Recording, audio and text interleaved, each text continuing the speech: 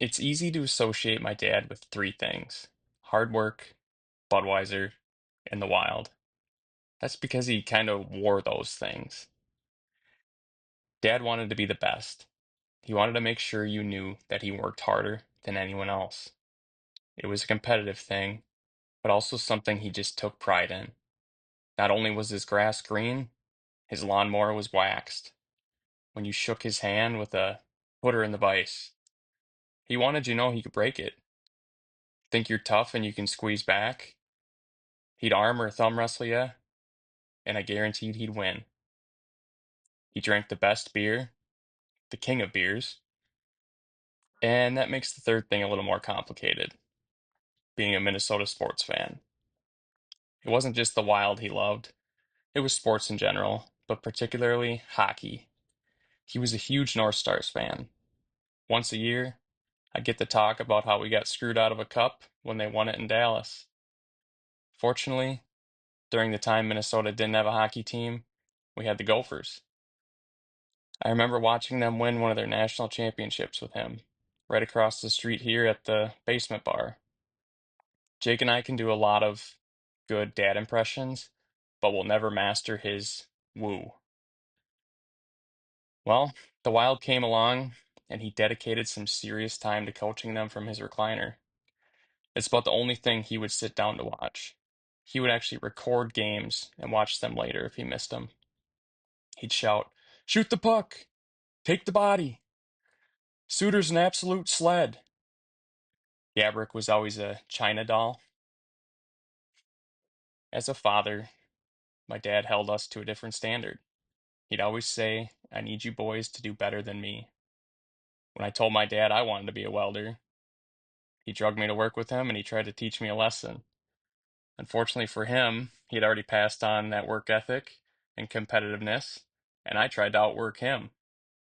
I like to believe I got close, and when I did, in true dad fashion, he was able to convince me to move on, to use my brain instead of my body. He never wanted us to sacrifice our bodies to provide the way he did. I'm so thankful for the 10 years I worked with my dad. As a young adult, working with my dad every day, it was hard. We'd argue and butt heads, and a lot of times we'd ride home together in silence.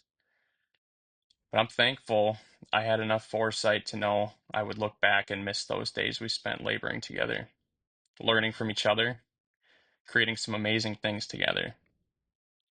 When we visited my dad at Regions a couple weeks ago, the nurse made a comment. She heard he had built the curved stair in their lobby.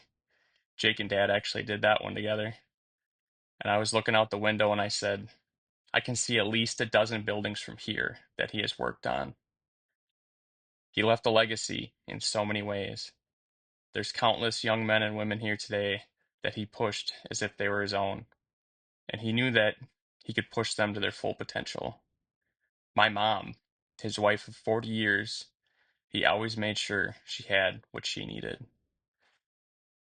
The last few years of my dad's life was a different season for him, one that challenged him. Work didn't define him anymore. I remember him being more emotional, more human than he'd ever shown us before. His legacy was in place, a firm foundation for his whole family. He became a proud grandpa, a proud father, knowing his kids were independently successful, a loving father-in-law that would glow when he'd get a hug or an I love you from Brooke. Matthew 7, verses 24 and 25.